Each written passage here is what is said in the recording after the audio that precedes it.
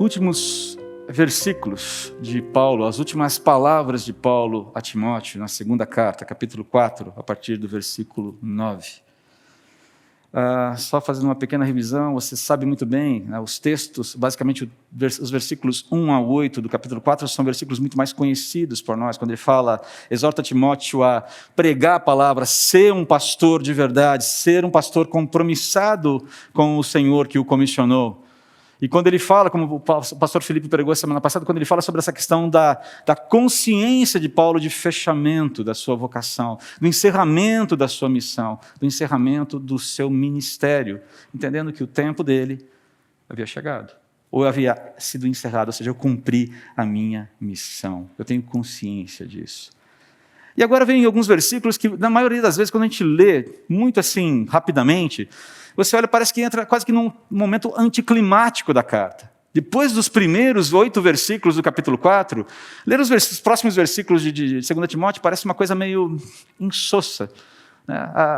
Você vai vendo aqui saudações, advertências, recomendações, aquela coisa meio quase que protocolar. Mas parece que tem alguma coisa a mais aqui nesse texto que a gente pode extrair de lição, nessas últimas palavras de Paulo. Vamos dar uma olhadinha aqui, vamos ler o que Paulo está falando e usar esse texto para a nossa edificação nessa manhã com a graça de Deus. Por favor, venha assim que puder.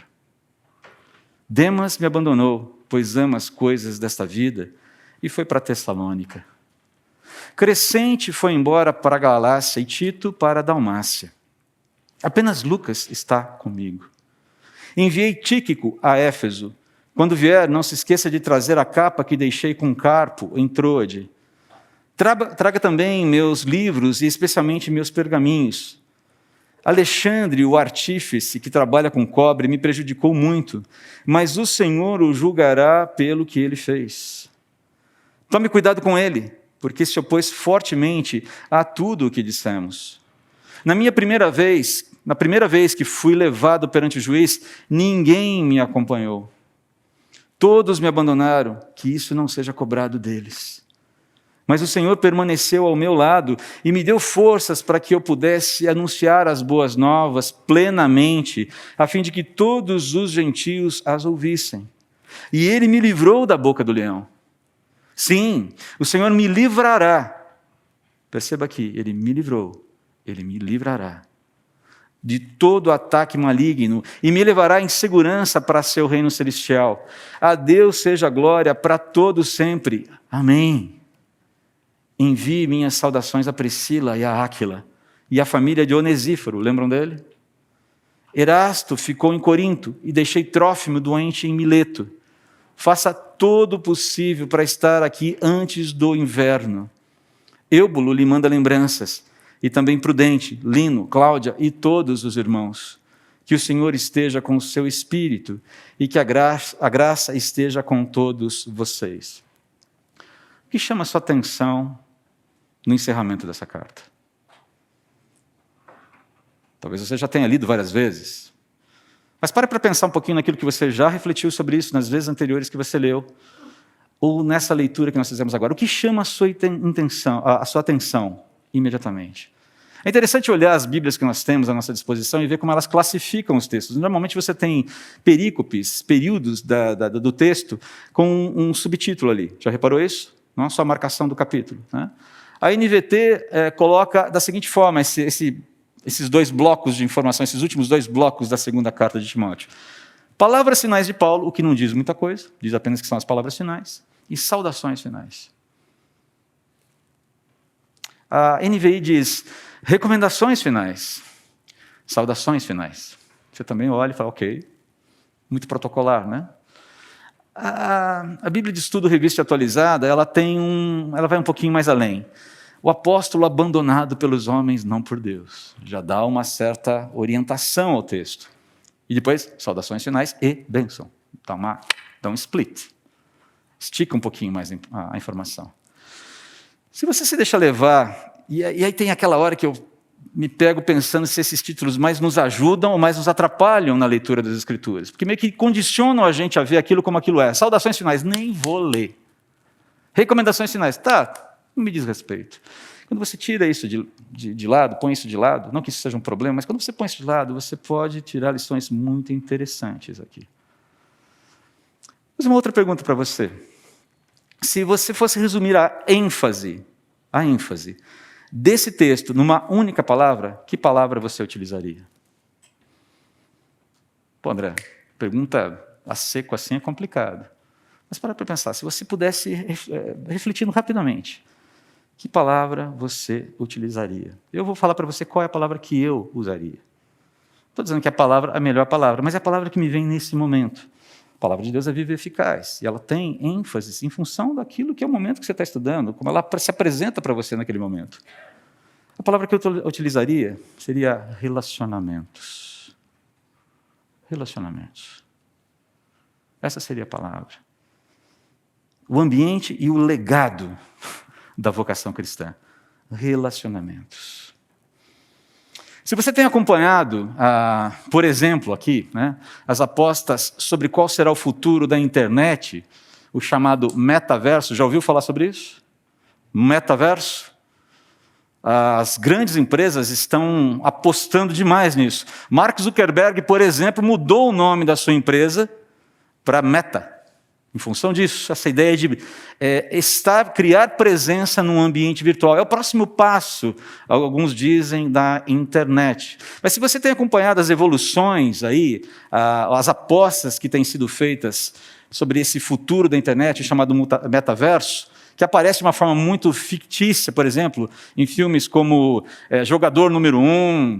Se você assiste aquela série Black Mirror, deve se lembrar aí de San Junípero. Alguém aqui assistiu San Junípero? Lembra-se disso? Só eu que estou assistindo essas porcarias, né, gente? Não tem jeito. Jogador Número 1, a galera assistiu, por favor. Quem viu? Gente, não precisa ir ao cinema se você tem medo, mas dá para assistir em casa. É um filme interessante, fictício demais, mas a proposta é essa, de você viver uma vida, de você ter uma presença no mundo virtual e cada vez mais interagir, cada vez mais progredir, se socializar num mundo onde as pessoas são vistas através de avatares, por assim dizer. Então, se você tem acompanhado essas apostas, sabe que os relacionamentos interpessoais, eles estão experimentando uma revolução tal que fará com que o exercício da vocação cristã se torne cada vez mais desafiador. Ou desafiadora. Desafiador, no caso, o exercício. Cada vez mais desafiador. Isso é um fato. A gente tem que lidar com isso.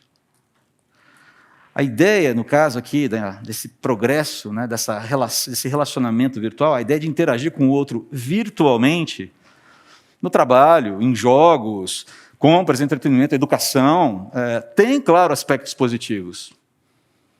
Está aí o Zoom que não me deixa mentir. As nossas salas de oração, elas ainda acontecem via Zoom. E funciona. É óbvio, não substitui a interação pessoal, mas resolve uma limitação de tempo, de espaço, de deslocamento. Então, há aspectos positivos, claro que eles existem, e continuarão a existir. Mas esse movimento também abre espaço para desumanização, individualismo, egoísmo, falta de empatia, usura, insensibilidade e desinteresse pelo próximo. É uma realidade também. É o lado B da história. Não tem como você ter só aspectos positivos. Há aspectos negativos com os quais as pessoas vão ter que lidar. E a questão aqui é que o outro vai ficando cada vez mais distante de mim. O outro vai se tornando cada vez mais algo, ao invés de alguém. Se você parar para pensar, o outro vai se tornando, a gente vai perdendo aquele contato, aquela ideia da tridimensionalidade humana real, que está sendo substituído pela tridimensionalidade artificial, através de avatares, através de figurinhas, de emojis. Quem aqui já virou emoji? Quem aqui já construiu o seu próprio emoji ou já virou meme? Fala a verdade. O Delab é o rei dos memes. Não é verdade, Delab? Tem um meme para cada ocasião. Tem uns que ele tira e fala assim, de onde ele tirou isso aqui? E o que é mais interessante é pensar que, ainda bem que não é ele que cria isso. Eu falei, cara, está sobrando tempo, eu sei que não está. Mas eu fico pensando, quem criou esse negócio aqui? Parece que não tem nada para fazer. Ele fica pegando o primeiro evento novo da história, captura uma imagem que representa aquele evento, coloca uma frase de efeito, dispara e viraliza aquele negócio.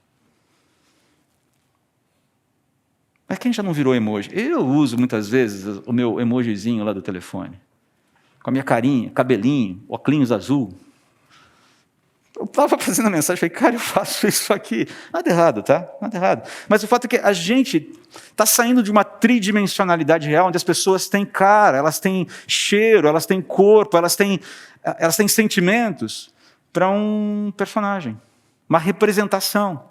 Que ora é tridimensional num espaço virtual, ora é uma imagem bidimensional na tela do computador ou na tela do celular. Não é verdade? Você está com saudade de alguém, o que você faz? Não pode ir visitar, o que você faz? Liga, faz uma videochamada. Gente, isso era impensável alguns anos atrás. Era ficção, era coisa de Dick Tracy. Lembra do relógio? E, na verdade, o relógio... Não, o Nelson lembra assim, ele está querendo fugir da... É do meu tempo, é. Dick Tracy, a história do relógio através do qual você se comunica. Nem tinha imagem, era só som. Uau, sensacional! Isso é uma realidade hoje banal para todos nós. As nossas crianças, a geração, a turminha aí, não faz ideia do que é uma vida sem um celular na mão. Então, essa dinâmica de se relacionar através de gadgets se tornou muito real. Tem algum erro nisso? Não. Mas existem desafios? Sim, existem. Esses desafios existem. A vocação cristã ela enfrenta restrições tremendas quando ela fica limitada a se expressar apenas nessas condições. É essa a questão aqui que eu quero defender. Eu não estou dizendo que esses meios são malignos. Eles são neutros. Podem ser usados por bem, podem ser usados por mal. Ok? Deixar bem claro isso aqui. Não se trata de demonizar a tecnologia, até porque eu a uso também. Mas o ponto é que a vocação cristã ela enfrenta restrições tremendas quando limitada a se expressar somente nessas circunstâncias. Vamos parar para pensar no que foram os nossos últimos 2 anos. A dificuldade, as desconexões, e como tem sido um trabalho bastante árduo de reconectar. E como a gente tem, nesse trabalho de reconexão, lidado com questões secundárias, às vezes que são adensadas por conta de polarização política, por conta de utilização, por politização, judicialização de coisas que deveriam ser muito tranquilas para se lidar. Como vacinação, como outras coisas mais, enfim, não quero entrar no mérito dessa questão, mas só pintar o quadro, relembrar o que está acontecendo. A vocação cristã, ela sofre quando ela fica restrita, quando ela está restrita ao isolamento. É isso que está sendo evidenciado, especialmente nas últimas palavras de Paulo. Essa necessidade de não ficar limitado ao isolamento. É algo que fica evidente nas últimas palavras de Paulo. É algo que ele está colocando de uma maneira muito clara. Ele fala, a vocação cristã é para gente de carne e osso. Desculpe aqui, Carlos Cid, eu estou parodiando você agora, mas a ideia é boa. A vocação cristã é para gente de carne e osso que não tem medo e que precisa se relacionar com gente de carne e osso sob um Deus que se fez carne e osso. Esse é o primeiro ponto aqui que eu quero levantar. Há 2 apelos muito dramáticos de Paulo aqui. Versículo 9 e versículo 21, ele fala assim, por favor, venha assim que puder, Timóteo. Depois de tudo que ele já escreveu, ele começa com um clamor, isso aqui é um clamor, venha o mais rápido que você puder. Esse pedido aqui está revelando fragilidade, está revelando necessidades daquele que foi e até aqui continuava a ser um gigante da fé cristã. Paulo não tem o receio aqui de abrir o coração e dizer para Timóteo, eu preciso de você, por favor, venha ter comigo. E perceba, muito pouco talvez Timóteo poderia fazer pela situação de Paulo na prisão, sobre não ficar mais encarcerado, sobre ser liberto, ou seja lá o que for. Paulo pede pequenos favores para ele, por favor, traga a capa que eu deixei com Carpo em Troade. A ideia é que eu estou passando frio, e o inverno está chegando, eu preciso me aquecer. Traga os meus livros. Provavelmente, hoje, nós carregamos, vim com o celular no bolso agora, você tira o celular e você tem um mundo de informações à sua disposição. Livros, e-books, palestras, entretenimento. Não há nada ali. a uma cela. Uma cela úmida, fria, vazia. E o que Paulo tem para passar o tempo são as construções, as convicções que Deus foi gerando na sua vida através do estudo da própria palavra. Como mestre judeu, ele certamente foi treinado a memorizar muita coisa. Coisa que a gente perdeu, né? Um hábito que a gente perdeu hoje é a memorização das Escrituras. Quando a gente pede para alguém recitar de decor, normalmente o que a pessoa recita para a gente? Imediatamente. Salmo 23, versículo 1, Senhor, meu pastor, nada me faltará, ou João 3,16. Ok, já funciona bem. Você consegue pregar o evangelho com esses dois textos e está ótimo. Mas tem muito mais coisas que a gente pode, para a nossa edificação, guardar no coração e na mente. Paulo estava nessa situação.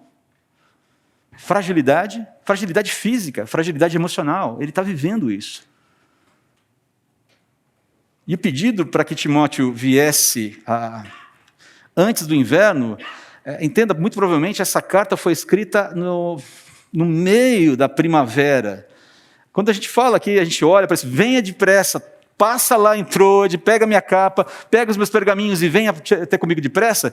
Parece que em 2 dias, 3 dias, Timóteo resolve essa questão. Mas a questão aqui é que o mais rápido possível, naquela situação, considerado o intervalo entre a redação da carta e a possível, provável, vinda de Timóteo para Roma, guarda um intervalo de não menos, em situações muito otimistas, 6, 7 meses. Ia coincidir com o início do inverno. Até essa carta chegar lá, até Timóteo organizar as coisas na igreja de Éfeso, provavelmente ele estava em Éfeso na ocasião, pastor em Éfeso. Organizar, deixar as coisas em ordem, fazer todos os movimentos que Paulo pediu que ele fizesse e chegar em Roma, não levaria menos do que 6 meses, sendo muito, mas muito otimista. Vem depressa. O depressa vai demorar pelo menos 6 meses. Não dá para pegar um avião e ir para Roma. Não dá para pegar um carro, alugar um carro na Hertz e ir para Roma. Não estou fazendo propaganda aqui, ok? Não dá para pegar um telefone e falar, Paulo, fazer uma videochamada, Paulo, eu vou chegar. Queridão, eu estou com você. Estou orando por você. Segura firme, segura as pontas, eu quero te dar um abraço. Mas receba o meu abraço virtual. Não rola. Há uma expectativa aqui que vai demorar para ser cumprida e talvez Paulo não veja. Nós não sabemos se ele viu Timóteo fazendo essa última visita. Percebe o ponto aqui? Há uma necessidade, venha mais rápido que puder, porque o inverno está chegando e o bicho aqui está pegando para mim. Existe muita gente achando que cristãos que lamentam diante de sofrimento dão prova de falta de fé. Existe essa ideia errada, uma ideia errada, de que o lamento diante do sofrimento é falta de fé. Isso não é correto. Até porque lamento não é reclamação. E reclamação está longe de ser lamento. Nós, na língua portuguesa, nós fazemos uma sobreposição desses termos, do significado dessas coisas, e são coisas absolutamente diferentes, especialmente dentro da cultura judaica, de onde nós herdamos o cristianismo. Dentro da cultura judaica cristã, o lamento não é um problema e não é sinônimo de falta de fé. Não é, simplesmente não é. Existem diferenças essenciais entre as duas coisas. O lamento é você dialogar com Deus sobre o seu sofrimento, buscando humildemente nele o refúgio, a consolação, a intervenção, a direção que somente Ele pode oferecer. Quem lamenta está clamando, está pedindo. Quem lamenta, clama. Já a reclamação, por sua vez, significa indignar-se contra Deus diante do sofrimento, atribuindo a Ele alguma falta e exigindo dele atitudes como se Ele devesse algo para a gente. Quem reclama, exige. Essa é a diferença. O lamento clama, a reclamação exige, reivindica. Eu quero aquilo que é meu. Eu quero aquilo que me pertence. Eu sou filho do rei. Já ouviu isso em algum lugar? A péssima teologia de ordenar, de fazer ordenanças para Deus como se eu tivesse o direito de ordená-lo a fazer qualquer coisa. Eu posso sim abrir a Bíblia. Por exemplo, eu tenho olhado muito para Isaías 40, 31. Os que confiam no Senhor renovam suas forças. Vamos lá. Há um versículo que a gente precisa decorar aí. Mas os que esperam no Senhor renovarão as suas forças. Subirão com asas como águias. Correrão e não se cansarão. Caminharão e não se fatigarão. Isso é promessa de Deus. Eu tenho constantemente aberto a minha Bíblia em Isaías 40, 31. Eu falei, Senhor, por favor, me presenteia com isso. Com a renovação, com o vigor, com a restauração que eu tanto preciso no Senhor para seguir em frente. Eu posso pedir? Está prometido aqui. Com toda humildade. Me dê o descanso que o Senhor está prometendo aqui, porque senão o bicho vai pegar, hein? Vai pegar para mim, não para ele. Percebe? Está aqui, eu posso chegar para o Senhor prometeu. O Senhor fala que o Senhor vai me levar para águas de descanso, que o Senhor vai me conduzir no meio de vales escuros de morte e de desconforto, que a sua presença é assegurada em situações em que só ela, somente ela é que vai dar conta de me sustentar. Por favor, esse é um desses momentos em que eu sinto a necessidade disso.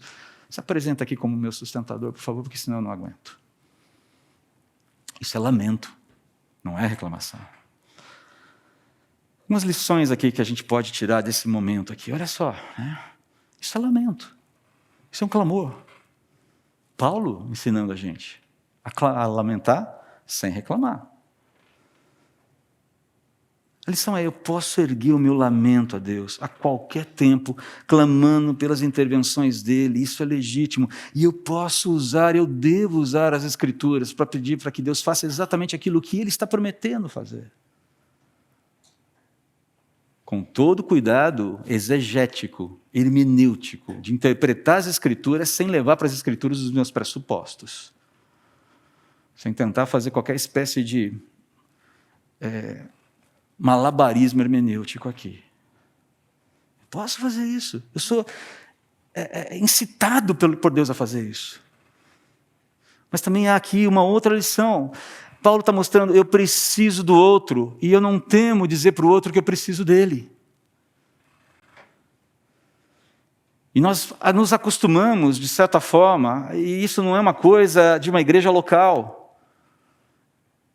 Não é um problema, um desafio da CB Moema, é um desafio do cristianismo atual no Brasil e no mundo, de reconectar a família de Deus debaixo desse vínculo que nós temos, que precisa ser vivido com proximidade, ainda que você guarde uma certa distância por conta do medo do coronavírus.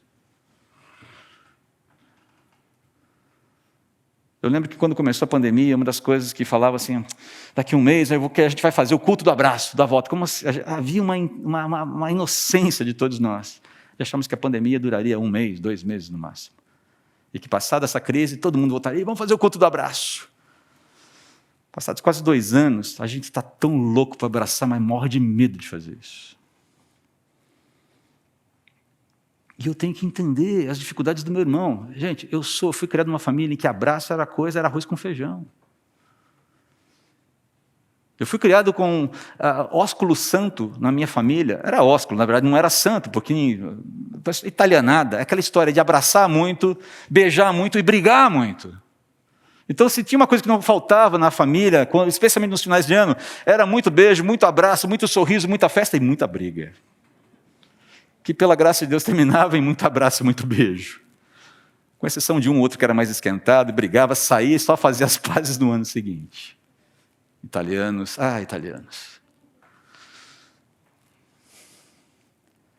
Mas eu preciso do outro. Eu necessito do outro. Eu careço do outro. E como tem sido esse exercício de manifestar para o outro a necessidade que eu tenho dele entre nós? Como tem sido o reconhecimento de que eu preciso de você, meu irmão? Aquele cântico, né? Como é precioso, irmão, estar bem junto a ti e juntos, lado a lado, andarmos com Jesus e expressarmos o amor que Ele nos deu. Amor é expressado em relacionamentos. Então, essa necessidade, eu preciso de você. Eu preciso de você comigo.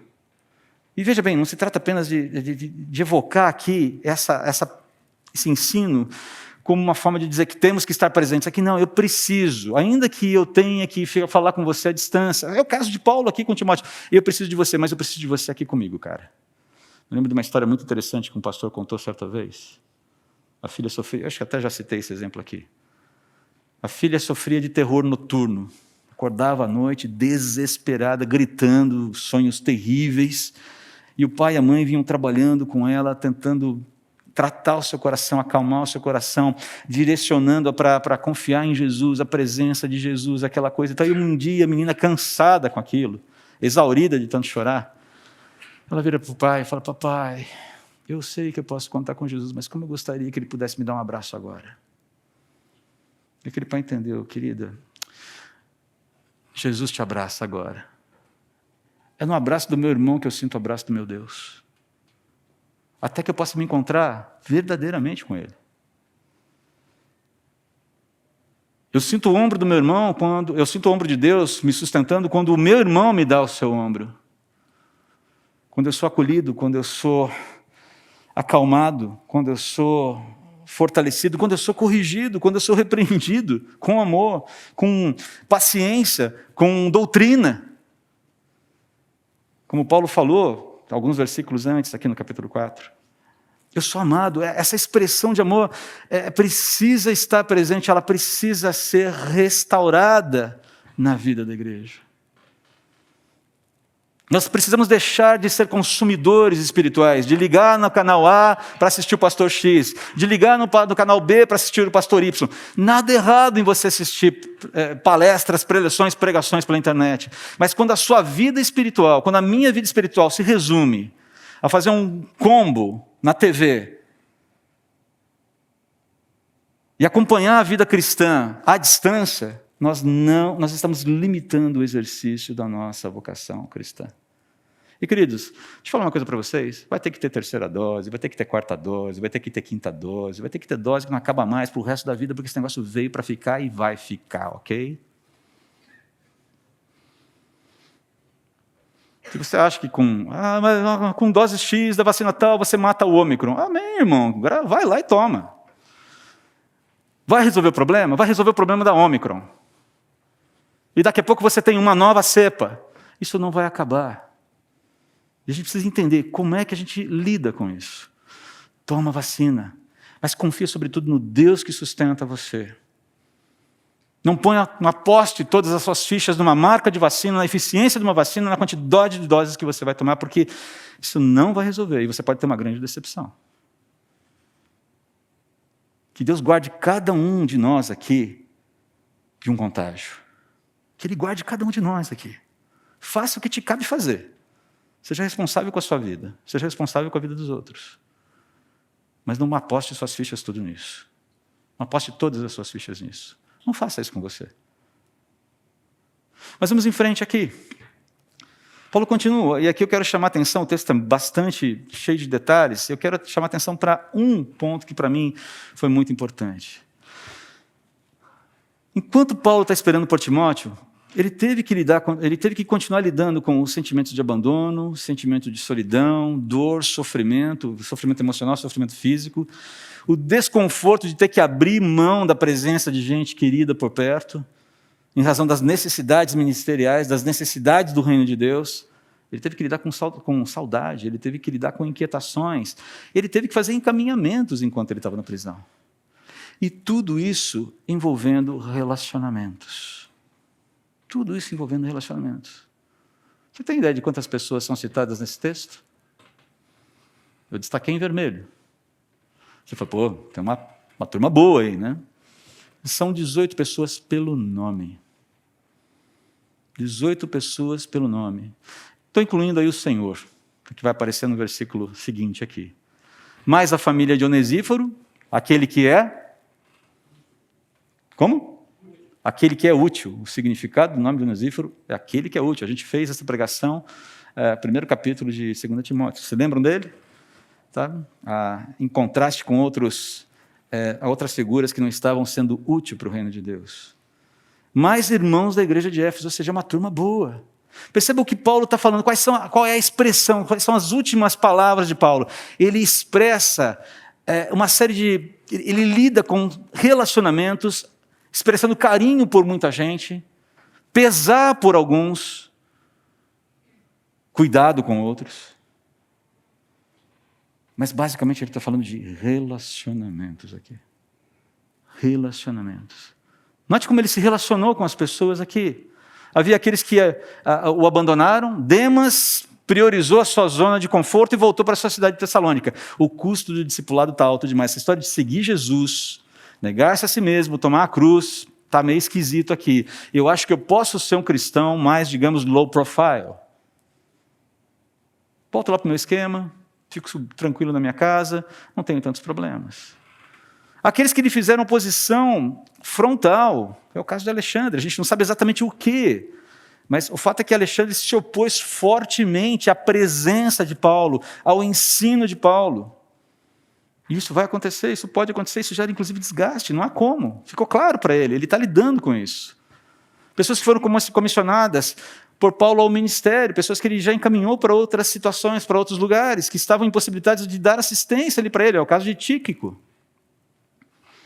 Pessoas que estavam distantes para fazer qualquer espécie de movimento de ajuda para Paulo, o caso de Carpo, que estava em Troade, bem distante ali de Roma.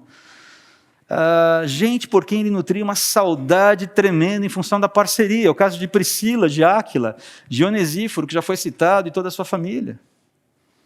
Gente que mantinha alguma distância segura de Paulo, porque, bom, é melhor aqui, eu estou aqui, mas não estou aqui. O caso aqui, provavelmente, de Êubulo, Prudente, Lino e Cláudia. Gente que assumiu o risco da proximidade com Paulo, mas que não chegou a tempo do primeiro julgamento. É o caso de Lucas. No primeiro julgamento, Paulo estava sozinho. Agora, essa profusão de nomes, queridos, revela a importância dos relacionamentos no exercício da vida cristã, para o cumprimento da missão que Jesus nos deu, de anunciar a reconciliação feita por Ele na cruz, ainda que no processo nós sejamos abandonados por alguns, nós sejamos prejudicados por outros, nós sejamos deixados por motivos legítimos, sejamos deixados por motivos ilegítimos, sejamos rejeitados, enfrentemos oposição, sejamos acompanhados com relutância por algumas pessoas, sejamos apoiados com convicção por outros, ou a amizade verdadeira, aquela amizade real, se torna apenas uma doce lembrança. Saudade. Quantas pessoas queridas que caminharam, que cerraram ombros com a gente na caminhada cristã, falando, gente, eu, você, e que já não estão mais entre nós. A gente sente saudade delas. Paulo sente saudade. Priscila e Áquila provavelmente não seriam mais vistos. Foram parceiraços de Paulo. Parceiraços de Paulo. Mas olha só a lista enorme aqui de pessoas. Todas essas pessoas citadas por ele passaram pela vida de Paulo durante o exercício da sua vocação. Foram pessoas que deixaram marcas de uma forma ou de outra na sua vida. Marcas positivas, marcas não tão positivas, algumas negativas. Essa é a realidade dos relacionamentos mesmo dentro da igreja, sobretudo dentro da igreja, onde relacionamento é vital. Nós sempre seremos afetados de uma forma ou de outra quando nos abrimos para um relacionamento. Sempre seremos. Ninguém sai ileso de um relacionamento. Isso não significa necessariamente alguma coisa ruim. Ninguém sai ileso.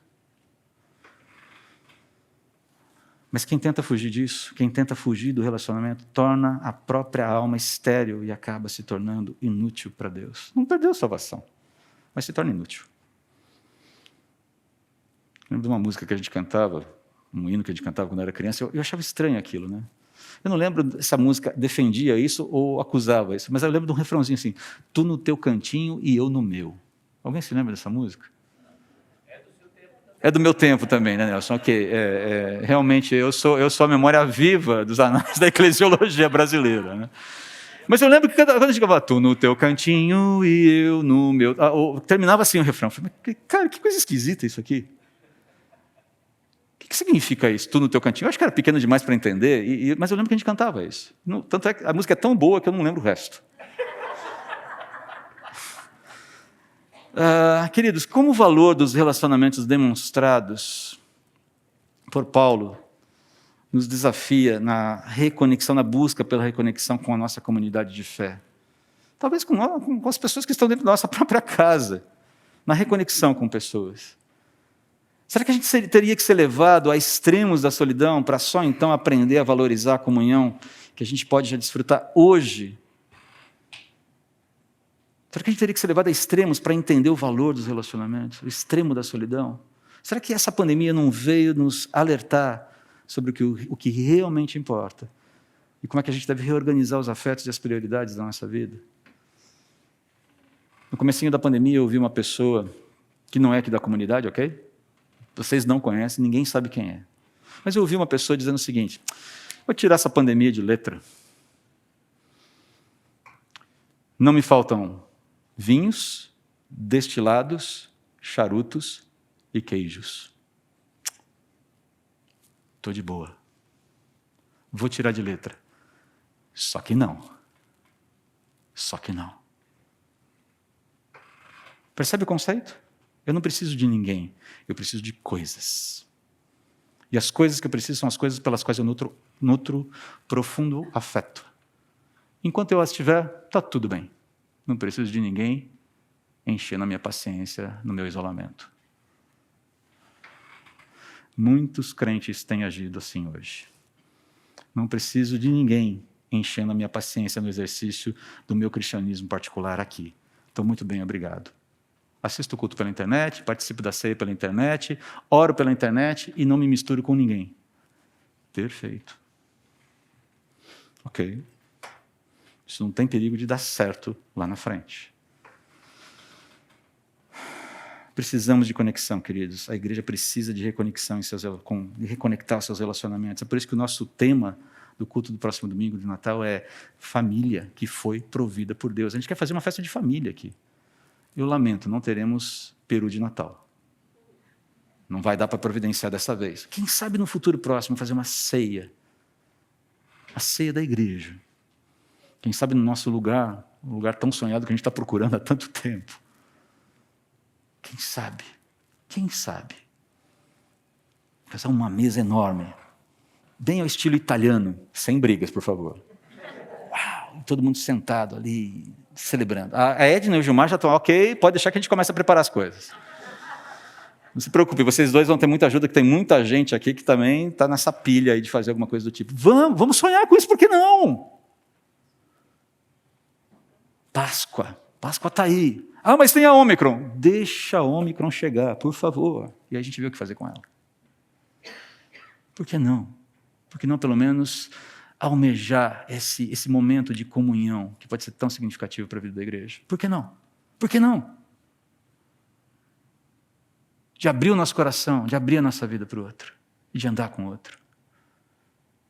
De um jeito que a gente desaprendeu e a gente precisa reaprender. Paulo está deixando claro aqui, olha, isso é precioso. Até as pessoas que me causaram males, até as pessoas que causaram males são relembradas aqui, porque de alguma forma serviram algum propósito. Mas por fim, como a gente já viu aqui, ao admitir a sua solidão, o seu senso de abandono, dor e sofrimento, Paulo não demonstra falta de fé. Ele não está dizendo, puxa vida, o que Deus fez comigo, olha só que tristeza minha. Não, está difícil, está pesado, emocionalmente eu estou cansado, eu estou exaurido, a coisa está pegando, eu estou sentindo frio, o desconforto é físico, o desconforto é emocional. Mas não há aqui uma demonstração de falta de fé. Falta de fé seria se ele se declarasse abandonado por Cristo, e é exatamente o oposto que Paulo faz aqui. Há um contraponto muito interessante. Se eu fui abandonado, se eu me senti sozinho, pelos meus amigos, pelos meus irmãos, alguém esteve presente. Ele esteve presente todo o tempo. E no momento mais crucial, a presença dele foi percebida. Eu fui fortalecido pela sua presença. Se houve alguém que esteve ali comigo, me sustentando, quando todos mais falharam, esse alguém foi Jesus. E eu, quando li esse texto, eu não consegui deixar E não tem por que conseguir também, mas foi imediata a minha lembrança de um outro texto que eu aprecio muito, Isaías capítulo 57. Um texto que eu falo, e vira e mexe, a gente menciona ele por aqui, Isaías 57, 15, que diz o seguinte: pois assim diz o alto e sublime, que vive para sempre, e cujo nome é santo, habito num lugar alto e santo, mas habito também com um contrito e humilde de espírito, para dar novo ânimo ao espírito do humilde, e novo alento ao coração do contrito. Algumas traduções traduzem contrito como desanimado. Alguém que está sem forças. Alguém que está exaurido. É um eco. Isso que Paulo está vivendo aqui, essa menção que ele faz da presença do Senhor Jesus no primeiro julgamento, o Senhor esteve comigo. Esse eco de Isaías 40, 31, de Isaías 57, 15, a presença que anima, a presença que revigora, a presença que restaura em momentos em que nada, nem ninguém conseguem dar conta de fazer isso. Já passou por isso alguma vez? Não é uma experiência marcante na nossa vida? Quando você percebe que, se não for o Senhor que esteja ao nosso lado, rapaz, o bicho ia pegar. A gente não teria conseguido passar por aquela demanda. Foi o Senhor quem sustentou Paulo para suportar essa solidão, para suportar o abandono, a oposição, as perdas, a saudade, em momentos extremos, sem que ele perdesse o senso de propósito e a certeza da segurança com que ele chegaria à eternidade. É interessante ver o que ele fala nos versículos 17 e 18 aqui. Olha o que ele fala no versículo 18. Mas o Senhor permaneceu ao meu lado e me deu forças. Para quê? Olha o senso de propósito aqui. Olha o senso de propósito. Olha o motivo de ser fortalecido por Deus. Para que as boas novas, ou seja, o desejo de Deus de reconciliar consigo o mundo, fossem anunciadas plenamente na mais alta corte do epicentro do mundo conhecido naquela época, que se chamava Roma.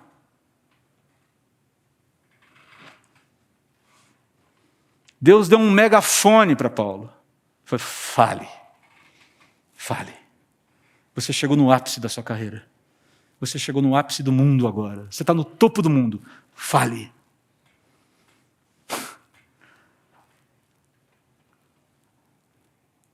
O custo foi a prisão. O custo vai ser a vida.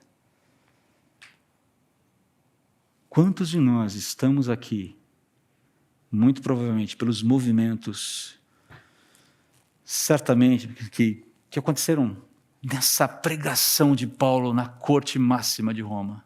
Já parou para pensar nisso? E fico tentando, talvez porque eu seja italiano, então eu acho que a vida toda da minha família foi na Itália. É besteira.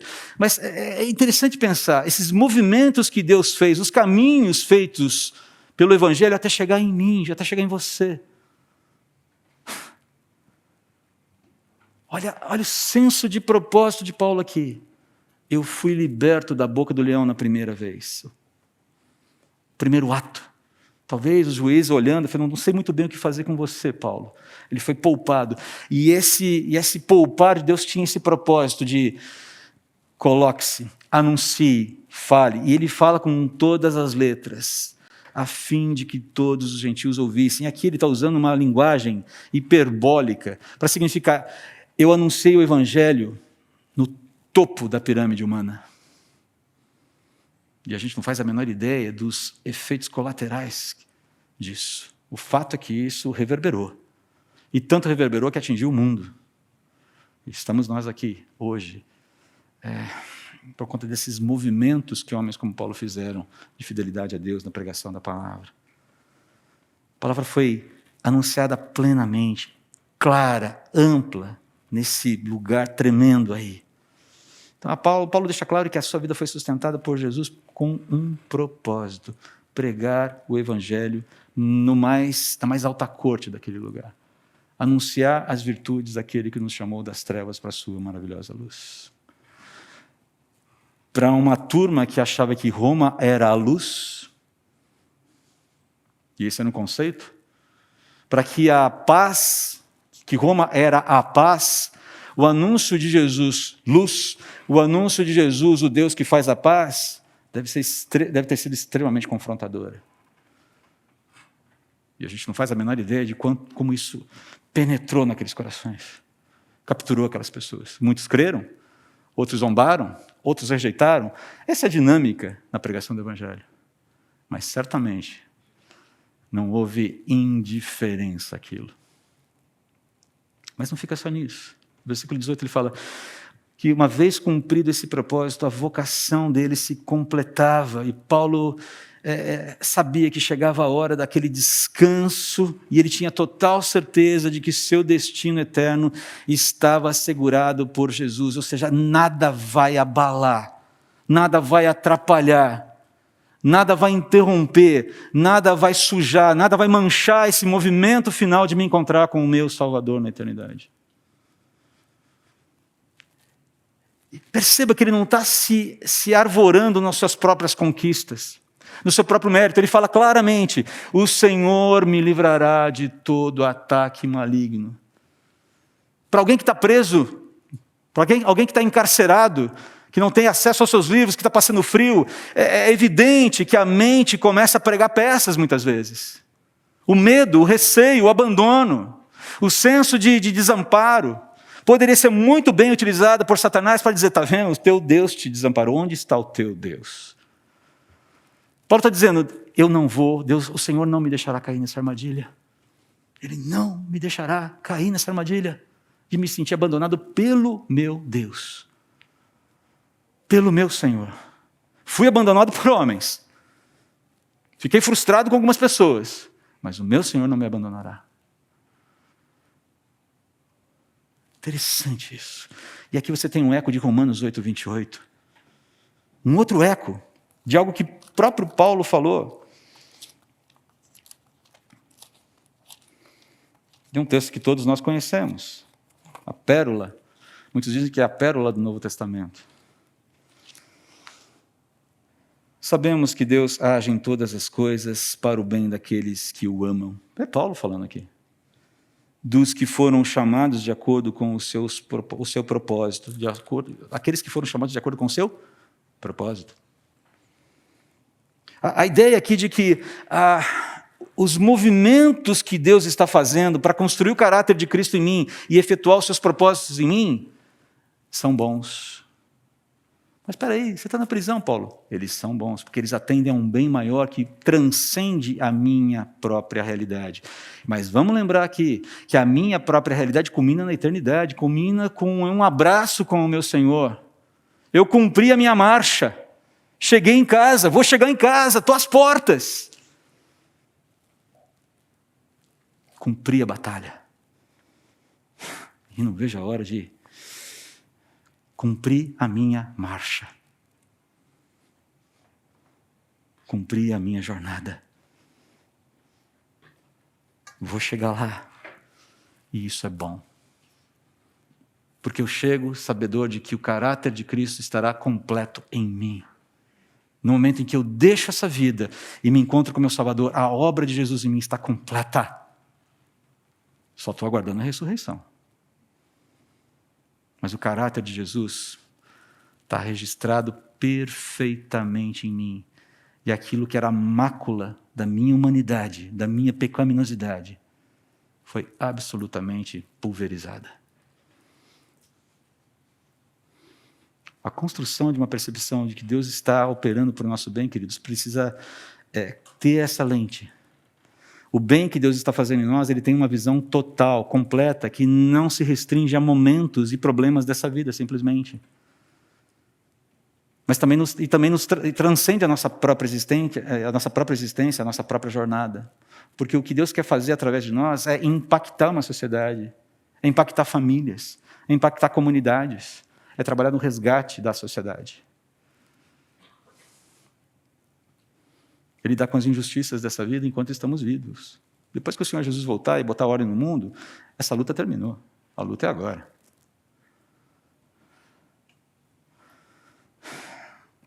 Como se mede um legado? Lembra dessa pergunta? Primeira pregação da série em 2 Timóteo. Como se mede um legado? Relacionamentos. Lembra dessa frase? Tudo o que não é eterno é eternamente inútil. A vocação cristã aponta para a eternidade. Como a gente mede um legado de fato?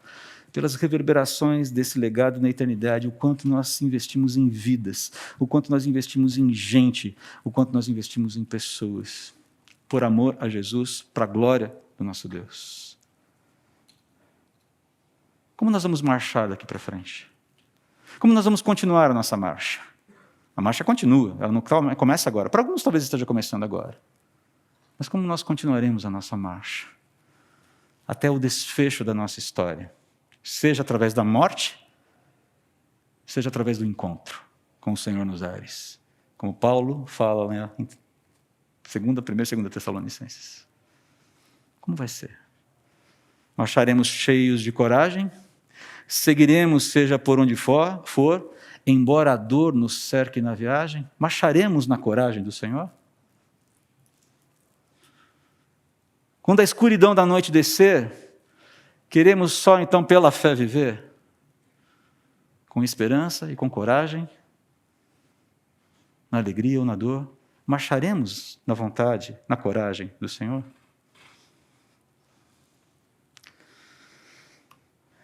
Que o Senhor esteja com o seu Espírito e que a graça esteja com cada um de vocês. Pai, nós te agradecemos pelo exemplo de coragem de Paulo, um homem como nós, cheio de lutas, cheio de medos, medos que eu digo, não medos, não são medos, os medos comezinhos da vida, são aqueles medos que muitas vezes realmente nos assombram diante de situações difíceis da vida. Talvez medo não seja a palavra correta, mas apreensões sim. Paulo deixa claro que é possível ter uma vida de fé enquanto nós lidamos com as nossas inquietações e que nós podemos buscar o Senhor, apresentar nosso lamento a Ti, buscando a Tua manifestação em nosso favor. Mas também ele deixa claro que os relacionamentos são tão importantes nessa construção, nessa caminhada. E, sobretudo, a importância de termos no Senhor o nosso sustentador, a nossa suficiência vem de Cristo. Como marcharemos daqui para frente, Pai? Como? Ó Deus, ajude-nos a marchar com coragem. Ainda que no meio dessa caminhada, no meio dessa marcha, nós tenhamos esses momentos em que vamos nos sentir abandonados, entristecidos, frustrados, cansados, com frio, desconectados, mas que na medida do possível, naquilo que depende da gente, haja reconexão, haja comunhão, haja sobretudo, Pai, dependência e busca no Senhor, para que a nossa jornada reflita a Tua coragem, o Teu chamamento. Honre o Senhor de uma forma bonita. Cuida dessa Demoema, Pai, cuida dessa igreja. E muito obrigado por essa jornada em 2 Timóteo. Vai ser muito legal poder reencontrar Paulo no céu um dia e conversar com ele sobre isso. Que até lá, a mesma coragem que o Senhor infundiu nesse homem há 2000 anos atrás, seja a coragem infundida no nosso coração. Para a honra e glória do Teu nome. Em nome de Jesus. Amém.